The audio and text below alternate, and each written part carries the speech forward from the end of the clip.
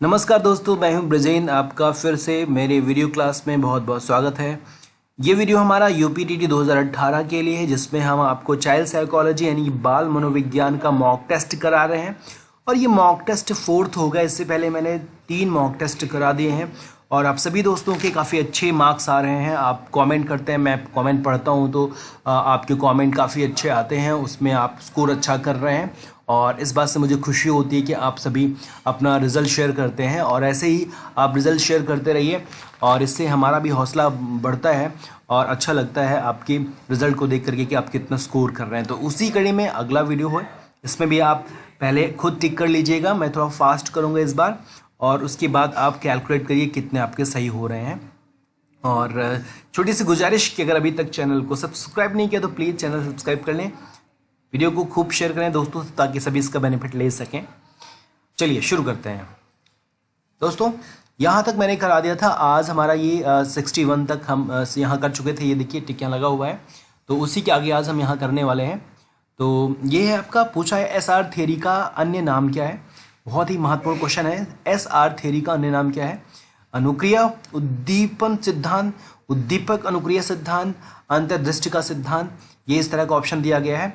तो इसमें इन तीनों ऑप्शन में से ही आपको चूज़ करना है, आपको बताना है क्या है ये। तो आई थिंक आप टिक कर लिए होंगे अब तक। अब मैं आपको सही आंसर बताता हूँ। इसका सही आंसर क्या है? ये उद्दीपक अनुक्रिया सिद्धांत। एस फॉर स्टिमुलस होता है, आर फॉर रिस्पॉन्स होता है, तो इसी को हिंदी में कहते हैं उद्दीपक अनुक्रिया सिद्धांत। और अगर ये जब आर एस होता है तो इसको कहते हैं रिस्पॉन्स स्टिमुलस। ठीक है, दोनों का अंतर है और दोनों के प्रतिपादक आपसे पूछ सकते हैं, कन्फ्यूजन नहीं होनी चाहिए। तो ये एस आर सिद्धांत, ये उद्दीपन अनुक्रिया सिद्धांत, ये जो है आपका ये थॉर्नडाइक का है। किसका है? थॉर्नडाइक का है ये। और जो ये आर एस है ये आपका स्किनर का है। स्किनर का, जिसे हम क्रिया प्रसूत अनुबंधन सिद्धांत भी कहते हैं। तो इसमें काफ़ी कन्फ्यूज़न रहता है, आप इसको अच्छे से याद कर लें क्योंकि ये बहुत महत्वपूर्ण क्वेश्चन है। अगला क्वेश्चन है, प्रथम मनोवैज्ञानिक प्रयोगशाला की स्थापना किसने की थी? 1879 में की गई थी, लेकिन किसने की थी? किलपैट्रिक ने, उंट ने, वॉटसन ने और हल ने। आप आंसर टिक कर लीजिए, उसके बाद मैं आपको आंसर बताता हूँ। आई थिंक सबका हो गया होगा। तो इसका पहला आंसर है विलियम उंट। विलियम उंट जो कि जर्मनी के हैं और जर्मनी में ही इन्होंने लिप्जिंग नामक स्थान पे प्रथम मनोवैज्ञानिक प्रयोगशाला की स्थापना की थी। आगे है, कौन सी शिक्षा पद्धति क्राफ्ट सीखने पर जोर देती है? क्राफ्ट सीखने पर जोर कौन देती है? आपके सामने विकल्प है, आप पढ़ लीजिए और पढ़ने के बाद आप टिक कर लीजिए, फिर मैं आपको इसका आंसर देता हूं। चलिए, इसका सही आंसर है बेसिक शिक्षा पद्धति। ये जो है हस्त कौशल पे, जैसे चटाई बुनना, कढ़ाई करना, खिलौने बनाना, इन चीज़ों को ही हैंडक्राफ्ट कहते हैं। तो ये आपकी बेसिक शिक्षा पद्धति है जिसके समर्थक थे महात्मा गांधी जी। छात्रों पर बस्ते के बोझ विषय का मूल्यांकन किस समिति ने किया था? छात्रों के बस्ते का बोझ कम हो, बोझ बहुत ज़्यादा है, इन चीज़ों का अध्ययन किसने किया था? यशपाल समिति, कोठारी समिति, वर्धा समिति, मुदालियर आयोग। बहुत ही इंटरेस्टिंग, बहुत ही महत्वपूर्ण क्वेश्चन है। आप टिक कर लीजिए और मुझे उम्मीद है आप सभी ने टिक कर लिया होगा। तो इसका आंसर है यशपाल समिति। आमी अल्फा परीक्षण किससे संबंधित है? बहुत महत्वपूर्ण है। व्यक्तित्व, अभिप्रेरणा, संवेग, बुद्धि। 4 में से कोई एक सही है।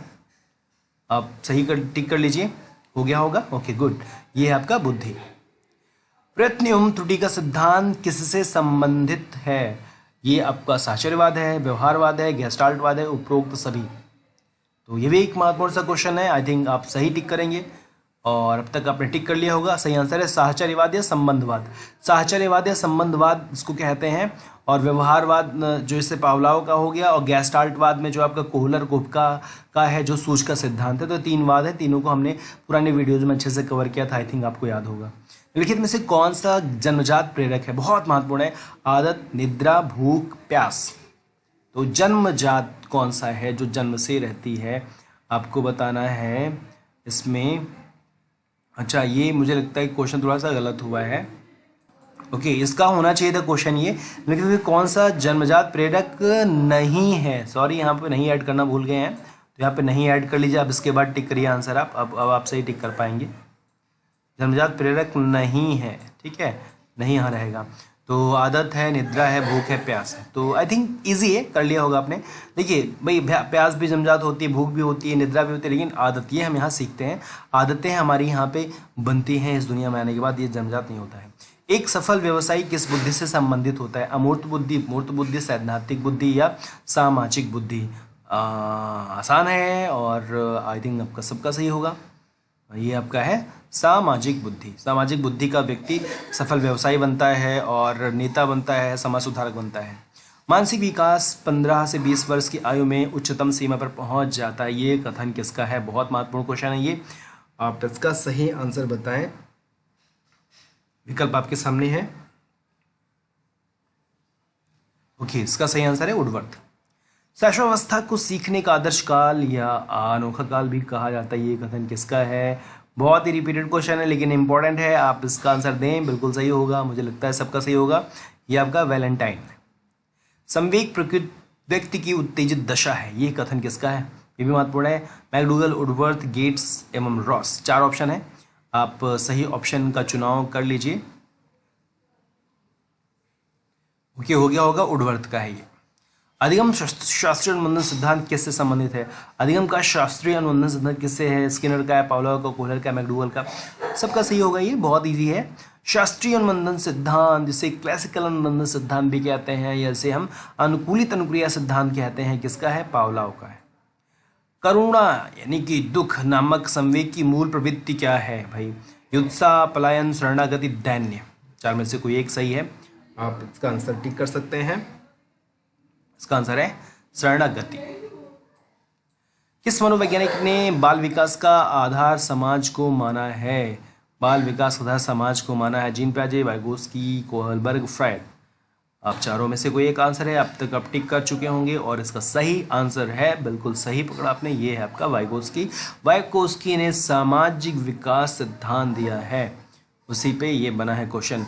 उत्सुकता परीक्षण निम्नलिखित में से किसका घटक है? उत्सुकता परीक्षण ये सृजनात्मकता का है या फिर आपका रुचि का है, अभिप्रेरणा का है या फिर बुद्धि का है? तो आप टिक कर लीजिए, सही आंसर है अभिप्रेरणा। आगे चलते हैं। अधिक रुचिकर एवं प्रभावशाली विषय सामग्री शीघ्र एवं अधिक समय के लिए सीखी जा सकती है, ये कथन अधिगम के किस नियम को व्यक्त करता है? अभ्यास का नियम, तत्परता का नियम, प्रभाव का नियम, उपरोक्त सभी। बहुत ही इंटरेस्टिंग सा क्वेश्चन है, आई थिंक आप गलत नहीं करेंगे। टिक कर लिया होगा आपने। इसका सही आंसर है प्रभाव का नियम। ये होगा जब कोई चीज़ अधिक प्रभावशाली होती है, इंटरेस्टिंग होती है, तो उसे हम बहुत आसानी से सीखते हैं, ये है। थॉर्नडाइक ने सीखने के 3 मुख्य नियम दिए हैं, तत्परता का नियम, अभ्यास का नियम, प्रभाव का नियम, और 5 गौड़ नियम दिए हैं। प्रेरणा का वही संबंध है उपलब्धि से है जो अधिगम का डेड से है, तर्क से, चिंतन से, बोध से, विवेक से। काफ़ी इंटरेस्टिंग सा क्वेश्चन ये भी है, आप इसका सही आंसर दें। ये इसका आंसर होगा बोध होगा। कर्ट लेविन के अनुसार समूह में जो परिवर्तन होते हैं उन्हें क्या कहते हैं? परस्परता, रचनात्मकता, गतिशीलता या संगति। काफ़ी महत्वपूर्ण क्वेश्चन है ये, आप कर लीजिए। इसका सही आंसर होगा गतिशीलता। आरएस थ्योरी के प्रतिपादक, देखिए आ गया RS theory, response stimulus theory के प्रतिपादक कौन होंगे? आई थिंक आप गलत नहीं करेंगे। पावलोव, कोहलबर्ग, स्किनर, उपरोक्त सभी तो नहीं हो सकता है, ठीक है। तो इसका आंसर क्या होगा? इसका आंसर होगा स्किनर। बालक का विकास आनुवांशिकता तथा वातावरण का गुणनफल है, ये कथन किसका है? काफ़ी महत्वपूर्ण क्वेश्चन है ये। वुडवर्थ, गैरेट, हॉलैंड और थॉर्नडाइक। सही आंसर इसका वुडवर्थ। सीखना व्यवहार में उत्तरोत्तर सामंजस्य की प्रक्रिया है, ये कथन किसका है? गलफोर्ड, स्किनर, वुडवर्थ, कॉल्सनिक होना चाहिए था, तो कॉल्विन, सॉरी ये कॉल्विन है, कॉल्विन। तो आप टिक कर लीजिए, आई थिंक अब तक आप टिक कर चुके होंगे। इसका आंसर है स्किनर। थॉर्नडाइक ने अधिगम के कितने गौड़ नियम बताए हैं? अभी मैंने थोड़ी देर पहले बता ही दिया है, 3, 4, 5, 7। तो गौड़ नियम होते हैं 5, मुख्य नियम होते हैं 3। मूर्त बुद्धि का बालक निम्नलिखित में से क्या नहीं बनता है? क्या नहीं बनता है मूर्त बुद्धि का? मूर्तिकार, मैकेनिक, लेखक, इंजीनियर। बहुत सिंपल सा क्वेश्चन है, सबका सही होगा। लेखक नहीं बनता है, बाकी बनता है। संवेग प्रकृति का हृदय है, यह परिभाषा किसकी है? बहुत महत्वपूर्ण क्वेश्चन है ये, बहुत महत्वपूर्ण डेफिनेशन, इसको रट डालिएगा। वुडवर्थ, रॉस, फ्रायड और मैकडूगल। 4 में से कोई एक आप चूज करें, बिल्कुल सही आंसर, और ये है मैकडूगल। किस व्यवहारवादी का मानना है कि अन्य व्यवहारों की भांति भाषा भी क्रिया प्रसूत अनुबंधन द्वारा सीखी जा सकती है? Okay, Watson, Skinner, गुथरी, Thorndike. ये देखिए कौन सा क्वेश्चन है, इसका सही आंसर क्या होगा? इसका सही आंसर है स्किनर। चिंतन संज्ञानात्मक पक्ष में एक मानसिक क्रिया है, यह कथन किसका है? ठीक कर चुके होंगे आप। सही आंसर है रॉस। बुद्धि लब्धि के सूत्र में CA का पूर्ण नाम क्या है? Complete age, changing age, chronological age या कंपेयर्ड एज। बहुत अच्छे अच्छे ऑप्शन दिए गए हैं, आपने टिक कर लिया होगा और सही भी होना चाहिए। ये है आपका क्रोनोलॉजिकल एज। शरीर एवं मानसिक स्थिरता बाल्यावस्था की सबसे महत्वपूर्ण विशेषता, ये कथन किसका है? ओके, काफी इंटरेस्टिंग क्वेश्चन है। अब देखिए कौन सा इसका आंसर होगा। सही आंसर है रॉस। जीन पियाजे ने संज्ञानात्मक विकास की कितनी अवस्थाएं बताइए? 3, 4, 5, 2। सबका सही होगा। ये है आपका 4 अवस्थाएं हैं जीन पियाजे की। तो इसमें इतना ही, और ये था आपका मॉक टेस्ट 4। और इन प्रश्नों को आप बिल्कुल रट डालें और इनका आंसर पता होना चाहिए। ऐसे ही मैं वीडियो कंटिन्यू रखूँगा। आप अपना रिजल्ट कमेंट ज़रूर करें और हाँ, वीडियो ज़रूर लाइक कर दीजिएगा और दोस्तों से शेयर भी करें ताकि सभी इनका बेनिफिट ले सकें। मिलेंगे हम अगले वीडियो में, तब तक के लिए आपको बहुत सारी शुभकामनाएं। Thank you. जय हिंद, वंदे मातरम।